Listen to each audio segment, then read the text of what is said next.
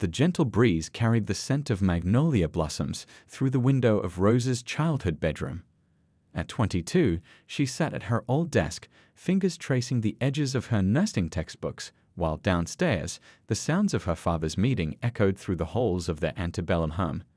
The same meeting that had been happening every third Thursday for as long as she could remember. Rose knew what went on in those meetings. The white robes hanging in the study told the story that her father, Richard Thompson, had built his reputation on. As the leader of the local chapter, he commanded respect and fear in equal measure throughout their small Georgia town. People called him so on the streets, moved aside when he walked into stores, and always seemed to have a nervous smile ready when he passed by. "One day you'll understand why we do what we do," he'd tell her during their Sunday drives to church. "We're protecting our heritage, our way of life." Those words used to make her feel special, chosen. Now they sat like heavy stones in her stomach. Growing up, Rose's world had been carefully constructed. Her father controlled everything, from the private school she attended to the friends she was allowed to make. Family dinners were filled with his lectures about racial purity and the importance of maintaining their superior bloodline. Her mother would sit quietly, nodding along, occasionally reaching for her glass of sweet tea with trembling hands.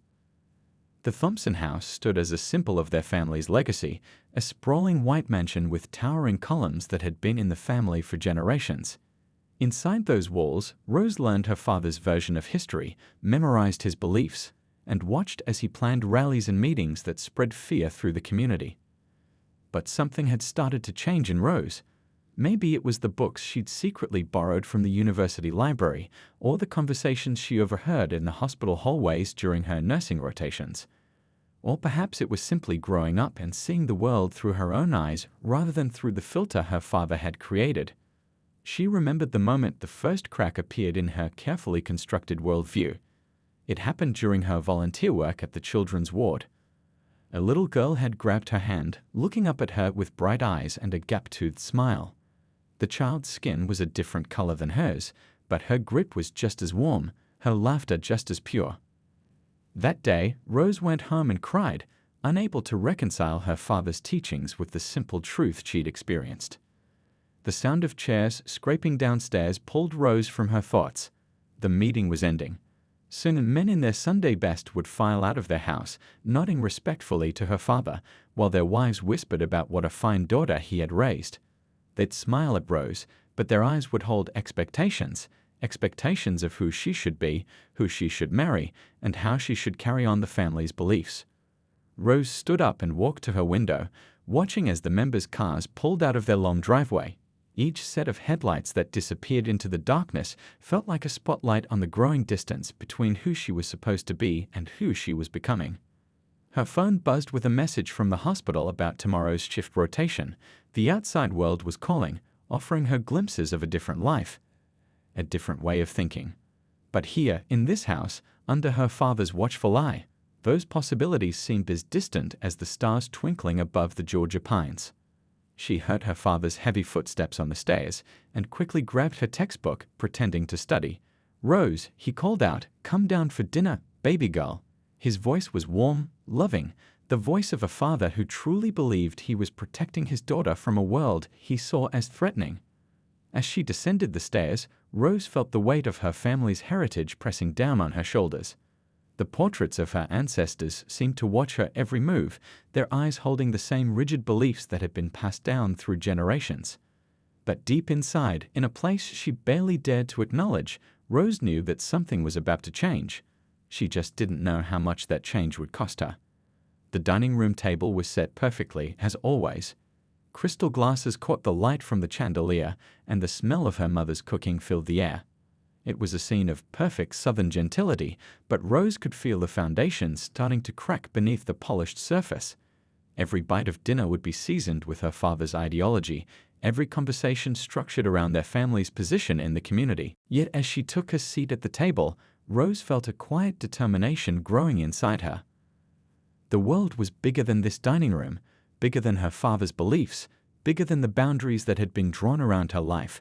She just had to find the courage to step beyond them. The hospital corridors buzzed with their usual morning energy as Rose adjusted her nursing scrubs.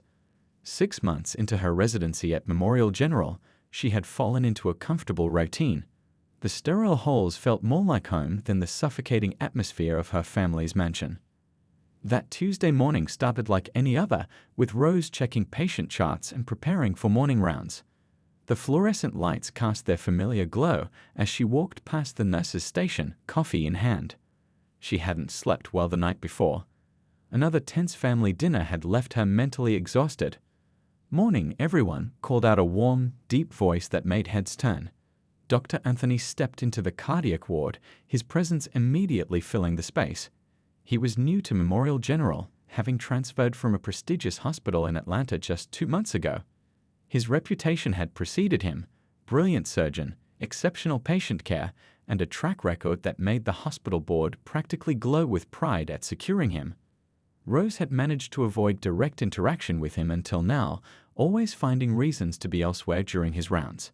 It wasn't personal, it was survival. She'd seen how people in town reacted when they saw a successful black man in a position of authority. She'd heard her father's voice in her head, those Sunday dinner rants about them taking our jobs. But that morning, fate had other plans.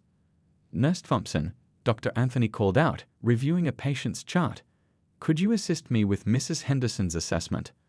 Rose's heart jumped to her throat, but years of conditioning kicked in. She kept her face neutral, professional. "Of course, doctor." Mrs. Henderson was a sweet elderly lady who had undergone bypass surgery the previous week. As they entered her room, she beamed at them both. "Oh, my two favorite people. Doctor, this young lady has been an angel." What happened next changed everything. For the next 15 minutes, Rose watched Dr. Anthony work. His hands were gentle as he checked Mrs. Henderson's incision. His voice was patient as he explained her recovery progress in terms she could understand. He listened to her concerns about going home, offering practical solutions and genuine reassurance. "You know," Mrs. Henderson said, holding both their hands, "God sends us angels in different packages. You too are proof of that." Rose felt her carefully constructed walls begin to crumble. Dr. Anthony's eyes met hers for a moment, and she saw something there, understanding, perhaps, or recognition of the same daily battles they both fought, though from different sides. Over the next few weeks, their paths crossed more frequently. Each interaction chipped away at Rose's programmed responses. She noticed things: how he always remembered the names of the cleaning staff, how he spent extra time with scared patients, how his laugh could light up a room. During one particularly hectic night shift, they found themselves in the break room at the same time. The usual tension that filled such moments was broken by a shared laugh over the terrible coffee. "I've been meaning to ask," he said, stirring his coffee thoughtfully, "what made you choose nursing?" The question caught Rose off guard. Nobody in her social circle had ever asked. They'd just assumed she was marking time until marriage. "I wanted to help people," she said slowly, realizing as she spoke that it was the first completely honest thing she'd said in weeks. "Really help them, you know, not just talk about it." He nodded, understanding flowing between them. "That's what drew me to medicine too. Actions speak louder than words." Their conversation drifted to patient care, medical procedures, and their shared frustration with hospital bureaucracy. For those brief minutes, Rose forgot about her father's beliefs, her family's expectations, the invisible lines that were supposed to divide them. As their break ended, Dr. Anthony said something that would echo in her mind for days. "You know, Nurse Thompson, the best healers are the ones who see people, not categories." Walking back to her station, Rose felt simultaneously lighter and heavier. Lighter because for the first time in her life, she'd had a conversation that wasn't filtered through her father's prejudices.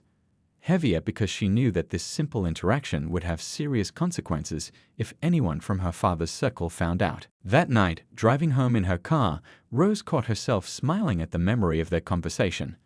Then she remembered where she was heading, back to a house where such interactions would be seen as betrayal. The contrast between her two worlds had never felt sharper. As she pulled into her driveway, Rose realized something had fundamentally shifted inside her.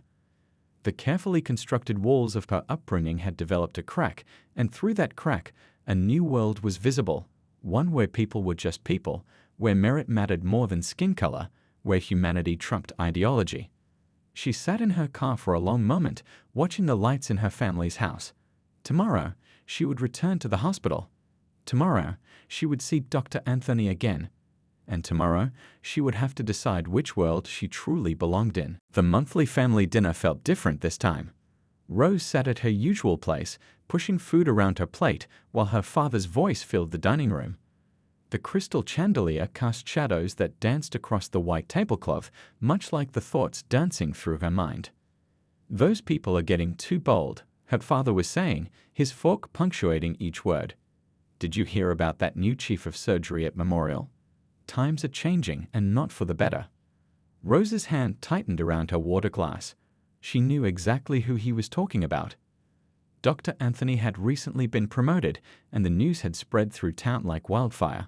Her father had no idea that this man he spoke of with such disdain had taught her more about compassion and professional dedication in a few weeks than she'd learned in years. "What do you think about all this, sweetheart?" her mother asked, trying to draw Rose into the conversation. "You work at Memorial. Have you seen any problems?" The question hung in the air like smoke. Rose thought about that morning's rounds, about watching Dr. Anthony explain a complicated procedure to a frightened patient, his voice gentle and reassuring. She thought about how he'd stayed 2 hours after his shift to make sure a child's fever had broken. "The hospital runs very efficiently," she said carefully, each word measured. "The new chief is highly qualified."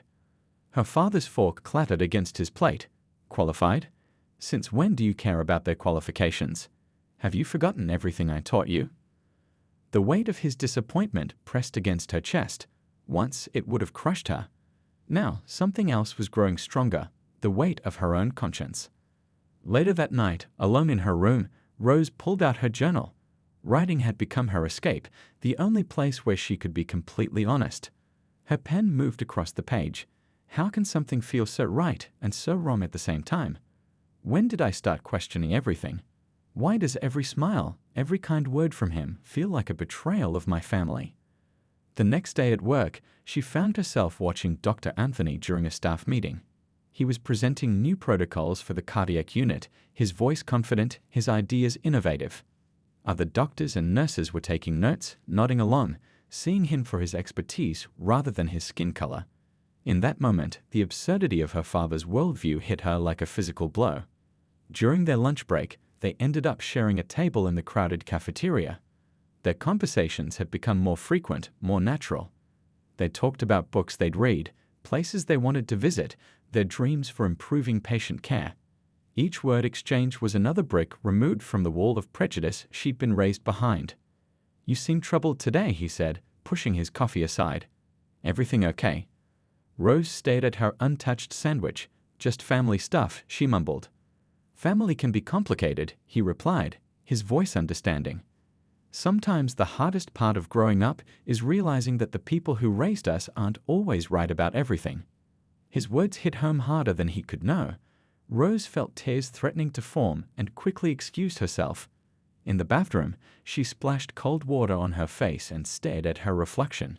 Who was this person looking back at her? The dutiful daughter who never questioned her father's beliefs, or the woman who was beginning to see the world through new eyes? That evening, she took the long way home, driving past the local park. Children of all colors played together on the swings, their laughter mixing in the air. Their parents sat on nearby benches, sharing conversations and snacks. This was the real world, not the segregated fantasy her father clung to. Back home, she found her father in his study, surrounded by the symbols of his power in the community. The sight of his white robe hanging in the corner made her stomach turn. "Daddy," she started, her voice shakier than she wanted it to be. "Do you ever wonder if maybe we're wrong?" The look he gave her froze the rest of her words in her throat. Wrong? About what exactly? She couldn't finish the conversation. Instead, she retreated to her room, her heart pounding. On her nightstand sat a photo of her family, smiling, united, perfect on the surface. Next to it lay her hospital ID badge, a symbol of the new world she was discovering. Rose lay on her bed, staring at the ceiling. The internal battle raged stronger than ever. Every conversation with Dr. Anthony pulled her further from her father's world. Every family dinner pushed her closer to a breaking point. She was living in two worlds that could never coexist, and soon she would have to choose. Her phone buzzed, a message from the hospital about tomorrow's schedule. She would be assisting Dr. Anthony with a complicated procedure. The thought brought both excitement and guilt. How much longer could she live this double life? How much longer before someone noticed the change in her? How much longer before she would have to stand up for what she now knew was right? The moon cast shadows through her window, much like the doubts that danced through her mind. But underneath the confusion and fear, a small voice was growing stronger. It whispered of hope, of change, of a future where love didn't see color. She just had to find the courage to listen to it. The little corner cafe sat 30 miles away from home, a small place where nobody knew the Thompson name. Rose pulled into the parking lot, her heart beating faster as she spotted Dr. Anthony's car. These meetings had started innocently enough. A chance encounter at a medical conference, a shared cup of coffee, a conversation that lasted hours. Now, 2 months later, they had made this quiet cafe their sanctuary. Every Tuesday and Thursday during their off hours, they would meet here, far from judging eyes and whispered words. The bell above the door chimed as Rose walked in. The elderly owner, Mrs. Chen, gave her a knowing smile. "Your usual table is free, dear." The corner booth, partially hidden by a large potted plant, had become their spot. Dr. Anthony, she now called him David when they were alone, was already there, 2 cups of coffee waiting. "I was starting to worry," he said, his eyes warming at the sight of her. "Traffic," she explained, sliding into her seat. "And Daddy wanted to talk about the upcoming rally." The words tasted bitter in her mouth. Their conversations flowed naturally now, ranging from hospital stories to childhood memories. David told her about growing up in a small town in Virginia, about his grandmother who'd raised him after his parents died, about the sacrifices she'd made to put him through medical school. "She used to tell me," he said, stirring his coffee, "Baby, you gotta be twice as good to get half as far." But she also taught me that hate is too heavy a burden to carry. Rose reached across the table, her fingers brushing his. Such a simple gesture, yet in their world, it felt like an act of rebellion. "Sometimes I wonder what my mom really thinks," she confessed. "Sometimes I catch her looking at me like she knows something's changed." Their time together was measured in coffee cups and shared desserts, in stories and dreams, and the growing understanding that what they felt for each other was bigger than the barriers between them. David talked about his plans to start a free clinic in underserved neighborhoods. Rose shared her hopes of becoming a nurse practitioner. "You have a gift," he told her one afternoon, watching her demonstrate a new patient care technique she'd developed. "The way you connect with people, the way you see them, that's rare." As weeks passed, their careful dance of secrecy became more complex. At the hospital, they maintained strict professionalism. In public, they were doctor and nurse, nothing more. But in their cafe, they could just be David and Rose, 2 people sharing dreams and fears and increasingly tender moments. One rainy Thursday, Rose arrived at the cafe more shaken than usual. Her father had announced plans for a major gathering, expecting her full participation. The thought made her physically ill.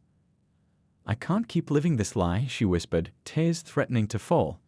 "Every time I sit at that dinner table, every time I hear them talk about keeping the bloodline pure, I feel like I'm betraying everything I've come to believe in, everything I feel."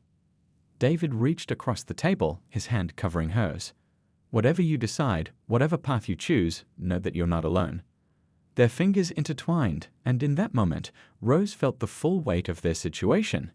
Their love wasn't just about them, it was a challenge to everything her father stood for, everything she'd been raised to believe. The drive home always felt longer, reality settling back in with each mile marker. Rose would rehearse her excuses, volunteer work at the hospital, extra training sessions, anything to explain her absences. But she knew they were living on borrowed time. That evening, as she sat in her room, Rose pulled out the small photo they'd taken in a booth at the mall 2 towns over. Their smiles were real, their happiness untainted by the world's prejudices. She kept it hidden in her nursing textbook, a secret treasure that proved their love was real. Her phone buzzed with a message from David, "Missing your smile already. Stay strong." Such simple words, yet they gave her the strength to face another dinner with her family, another evening of pretending. But pretending was getting harder. She caught herself smiling at memories of their conversations during family meals. She had to stop herself from defending him when her father ranted about the hospital's changing leadership. Each day, the gap between her two worlds grew wider. Late that night, Rose stood at her window, watching the moon cast shadows across their manicured lawn.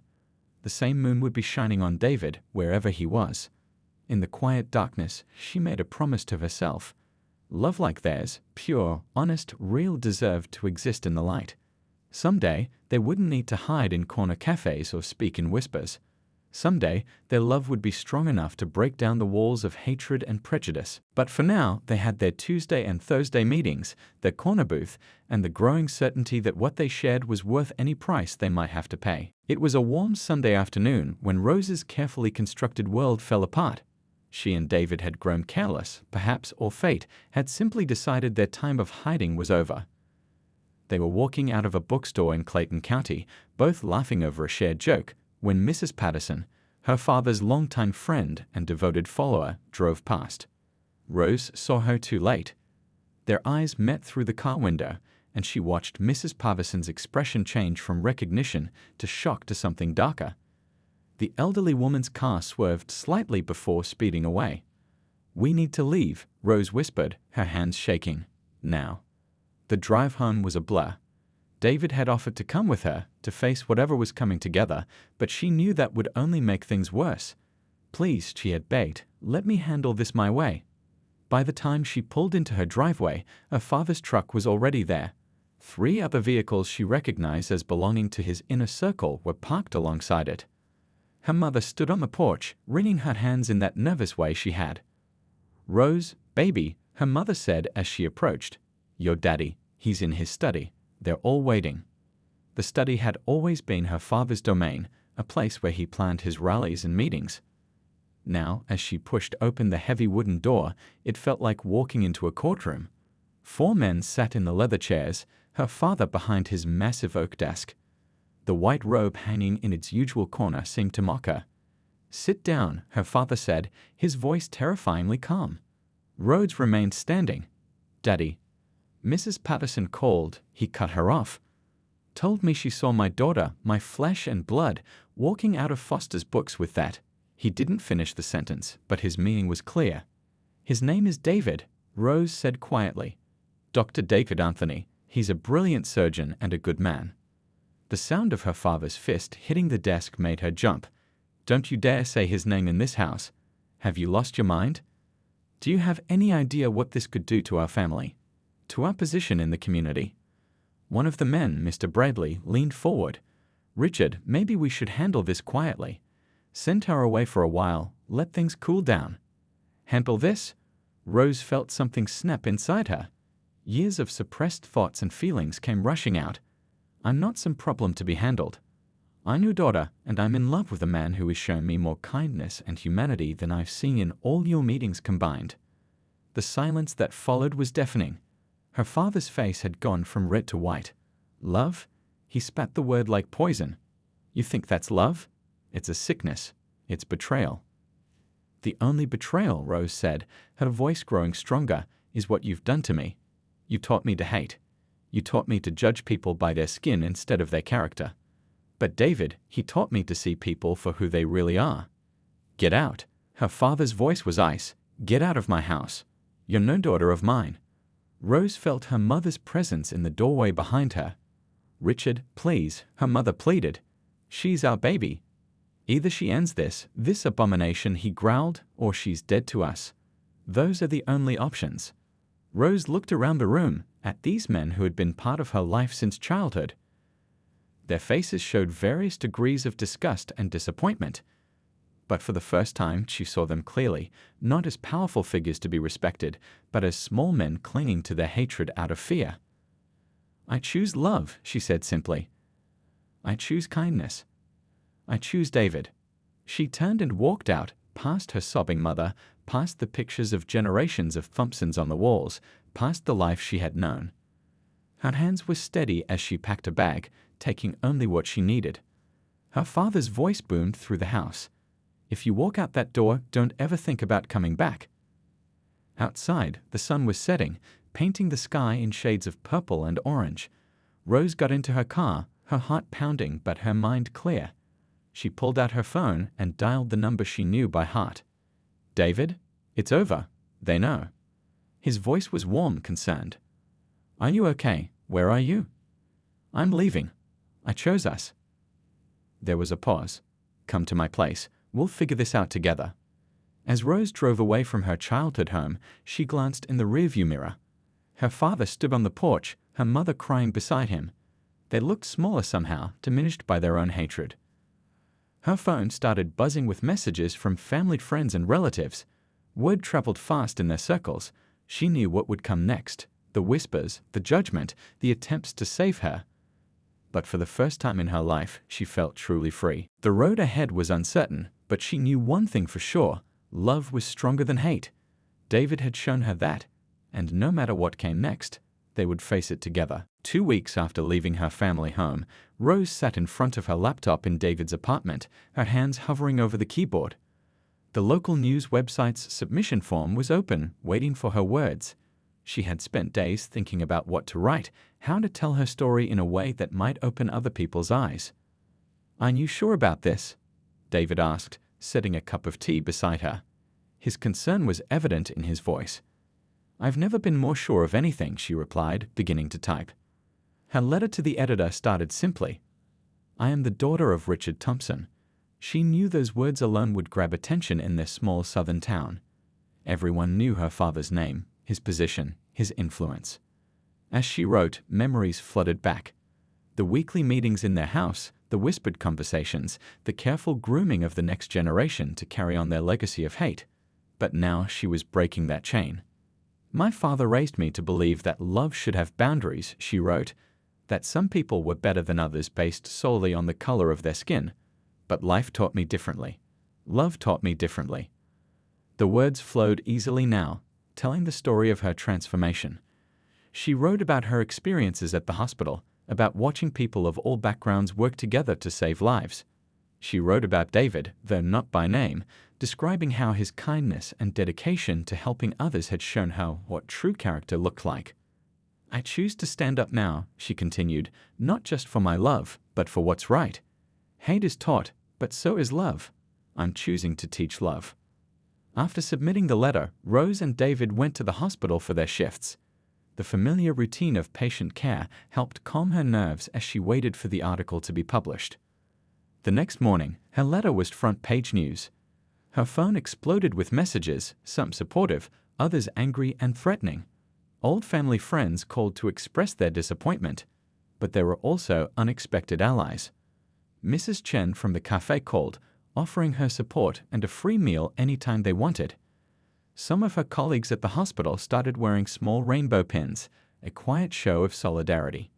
Even a few of her father's former associates reached out privately, admitting they had questioned the organization's beliefs but had been afraid to speak up. The most surprising response came from her mother. A text message sent late at night. "I'm proud of your courage, baby. Stay safe. I love you." At work, Rose noticed changes too. Patients who had once requested different nurses now thanked her for her care. Some shared their own stories of standing up against prejudice. Each story strengthened her resolve. David's grandmother called from Virginia, insisting on meeting the woman who had shown such bravery. "You stand tall, child," she said over the phone. "Love ain't never been wrong."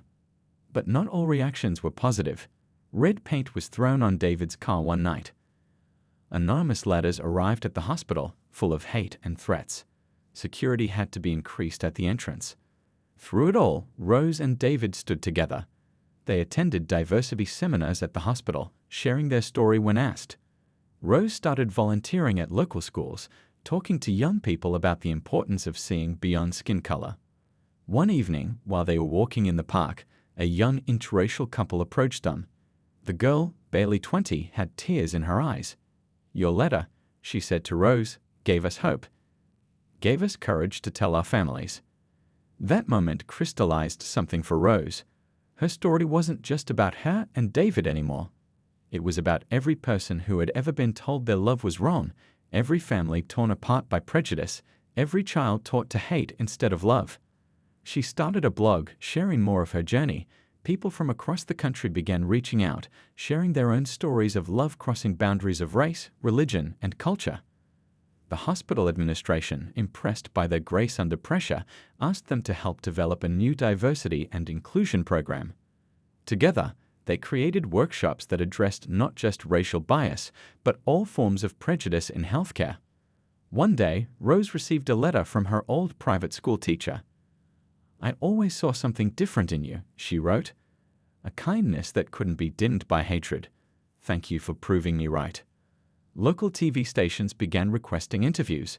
Rose and David carefully chose which ones to accept, wanting to share their message of love and acceptance without sensationalizing their story.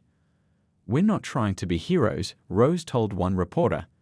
"We're just two people who found love and chose to stand up for it. Everyone has that choice. Everyone can choose love over hate." Their story began appearing in national news outlets. People magazine wanted to do a feature. But Rose and David kept their focus local, believing that real change happens one heart at a time, one community at a time. 6 months after her letter was published, Rose stood in front of a crowd at a local community center. The audience was diverse, young, old, all races and backgrounds. She shared her story again, but this time with a new ending. "Love isn't black or white," she concluded. "It's every color of the human heart. And when we stand up for love, we stand up for humanity itself." As she stepped down from the podium, the applause wasn't just for her. It was for every person who had ever dared to love beyond boundaries, who had chosen to stand up against hatred, who had helped create a world where love could triumph over prejudice. 1 year had passed since Rose walked out of her family home. The seasons had changed, bringing with them new beginnings and unexpected healing. The little corner cafe where she and David first shared their secrets had become the home base for their newly formed community organization, Hearts Without Borders. Mrs. Chen had insisted they use her cafe for their monthly meetings. "Love started here," she'd said with a knowing smile. "Let it grow here too." Now, every first Sunday, people gathered to share stories, support each other, and plan community outreach programs. Rose stood at the counter, watching the diverse group of people filling the cafe. There was the young couple who'd first approached them in the park, now helping others navigate similar challenges. A retired teacher led discussion groups about raising children free from prejudice. Even some of her former neighbors, who had initially shunned her, had begun attending. David walked in, returning from his morning rounds at the free clinic they'd started together. The clinic had become a symbol of their commitment to healing more than just physical ailments. They treated everyone, regardless of background or ability to pay, creating a space where dignity and respect were part of the medicine.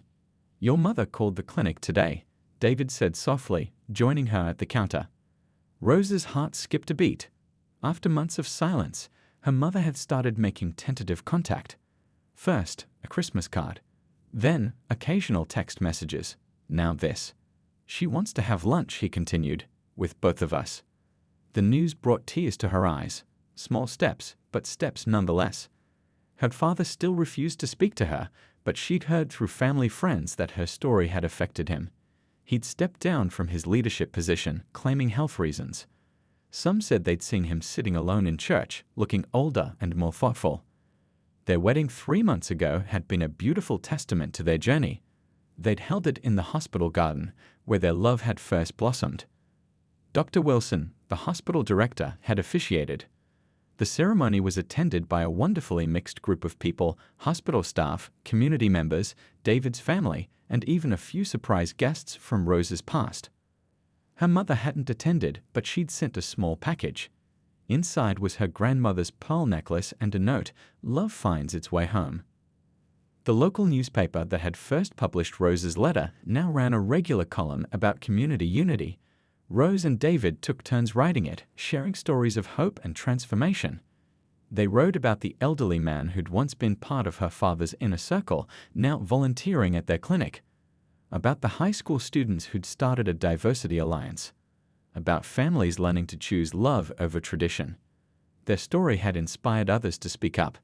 Other children of prominent figures in hate groups came forward, sharing their own journeys toward love and acceptance. A network formed, offering support and safe spaces for those trying to break free from generational prejudice. The medical community took notice too. Their hospital became a model for others, implementing their diversity programs and community outreach initiatives. David was invited to speak at medical conferences, sharing how cultural competency improved patient care. Rose's blog had grown into a book titled Choosing Love. It wasn't just their story anymore. It included voices from across the country, people who'd found the courage to love across boundaries of race, religion, and culture. One particularly meaningful moment came when they received an invitation to speak at Rose's old private school. Standing in the same auditorium where she'd once absorbed messages of division, Rose now shared a message of unity. The students' questions showed how times were changing, how young minds were opening to new possibilities. Their home became a gathering place for people seeking guidance or just a safe space to be themselves. The walls that had once displayed symbols of hate in her childhood home were now covered with photos of their extended chosen family, people of all backgrounds united by love. On quiet evenings, Rose and David would sit on their small balcony, watching the sunset. They'd talk about the future, about the family they hoped to build, about their dreams for a world where their children would never know the burden of hate. "Sometimes I wonder," Rose said one such evening, "if Daddy will ever meet his grandchildren." David squeezed her hand. "Time changes things. Look how far we've come already." He was right. Change was happening, slowly but surely. The organization they'd founded had helped numerous couples facing similar challenges. They'd established a scholarship fund for students committed to promoting unity in healthcare. Their free clinic had expanded to 3 locations. The greatest victory wasn't in the big moments, the speeches, the awards, the recognition. It was in the small changes they saw every day. The elderly patient who asked specifically for a nurse of a different race, not to reject them, but to learn and grow. The children playing together in the park, oblivious to the differences that had once divided their parents. The former members of hate groups who now worked alongside them, their hearts and minds transformed by love. Their story had become a beacon of hope, proving that love could indeed conquer hate. But more importantly, it showed that change was possible, that hearts could open, that new legacies could be built on the ashes of old prejudices. As the sun set on another day, Rose and David held hands, grateful for their journey. They had chosen love, and love had chosen them right back. Their new legacy wasn't built on hatred or fear, but on the simple truth that love knows no boundaries, and that was a legacy worth passing on.